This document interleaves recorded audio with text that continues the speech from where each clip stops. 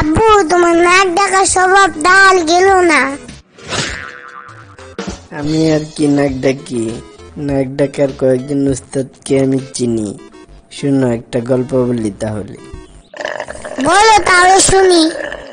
শুনো বল্টু, আমি যখন মেসে থেকে চাকরি করতাম তখন আমাদের সাথে একজন লোক থাকতো। ইয়া মোটা, বিশাল তার শরীর।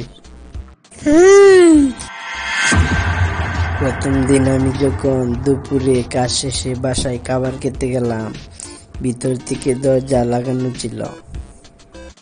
দরজায় অনেক কড়া নাড়ার পর ওই লোকটা দরজা খুললো। তার নাম ছিল আবুল। আমরা সবাই থেকে আবুল ভাই বলে ডাকতাম। তারপর তো তিনি দরজা খুলে আবার গিয়ে ঘুমিয়ে পড়লেন, আর আমি গোসল করতে বাথরুমের ভিতরে ঢুকলাম। কিছুক্ষণ পর শুনি কিসের জন্য এক বিশাল শব্দ হচ্ছে। মনে হয় কোনো গাড়ি আমার বাসার ভিতরে চলাচল করছে।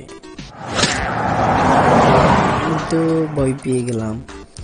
গোসল শেষে রুমে এসে দেখি আসলে কোনো গাড়ি নয়, আমাদের বড় ভাই নাকে মুখে কম্বল দিয়ে সে কি ঘুম দিয়েছেন। এটা তারই নাক ডাকার শব্দ।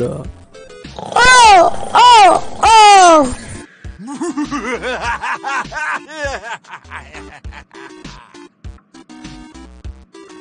আর আমি তো সামান্য একটু নাক ডাকি।